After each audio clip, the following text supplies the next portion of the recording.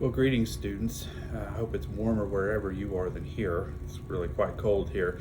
I wanted to just make a few remarks off the cuff about your last two discussions about the implicit leverage and about the regulations. I'll do the regulation first. As you know, in Cochran's paper, he discusses how damaging certain kinds of regulations can be. He calls them weeds. Even, and he thinks that he should be pulled. So, in Cochran's view, if there's a regulation on the books that only serves to actually restrict competition, or a regulation that in any way favors, one industry or one firm over another firm or potential firm that might exist in the economy, then those regulations should be looked at fairly carefully and oftentimes gotten rid of. And the reason he does that is because he thinks that it chokes out economic growth. And then the blog post that I had you guys read cites some research, and the results of this research, fairly common. This isn't just one paper that does this, but a lot of people look at the variations in these kinds of regulations across different industries. They can't really seem, to find any correlation between the prevalence of those regulations and really very much of anything in often cases. So, if these regulations, like Cochran says, are such a, if they're so bad, if they choke stuff off so much, the idea would be, well, you should be able to measure that. And so, at least in my mind, and I'll be honest with you, I am strongly inclined to agree with Cochran, hook, line, and sinker. What he says is, in this particular case, is my view. Not everybody that I have you read is my view, but in this case, I think that it is. It does bother me just a little bit that there isn't any evidence. That these kinds of regulations actually reduce dynamism or something like that, or economic growth in certain industries. Because, if regulations are bad, if regulations of this type are bad in this way, and there's variance in the prevalence of these regulations across industries, then you would think that you'd be able to measure that somehow. And so it's kind of concerning to me, and it gives me pause, the fact that there are a lot of studies out there that have tried to find this and really haven't been able to find it. So that's interesting to me. All right, that's interesting to me. Claims need to be, matched with evidence most of the time. The other thing that you wrote about last week was this idea of implicit leverage, and I don't really know too much about this. This discussion was more for the management MBA experts, to a lesser extent, perhaps finance experts out there, and which both of those things don't really include me.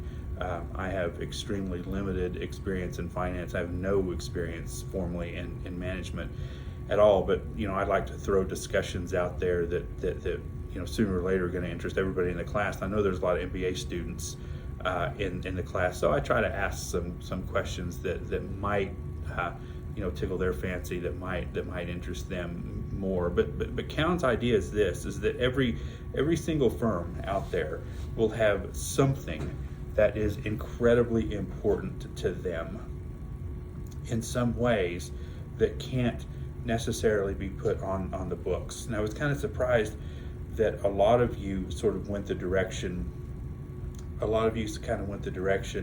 That, well, if this leverage, if these obligations, liabilities, debts, or whatever other words for leverage might be, well, if these aren't on the books, then the company's doing something wrong.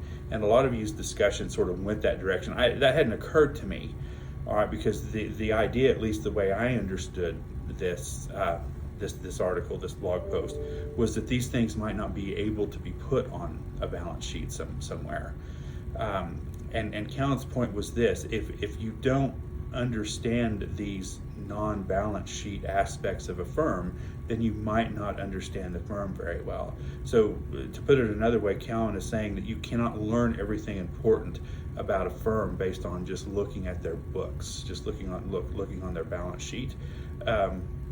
One of the examples that one of you used as implicit leverage, I found was really, really interesting, and probably a really, really good case about what Kellen was talking about. Was one of you said that you thought implicit leverage in a school district, okay, and I'm paraphrasing a little bit, so if I'm misrepresenting the students' views, I apologize for that. I apologize for that greatly.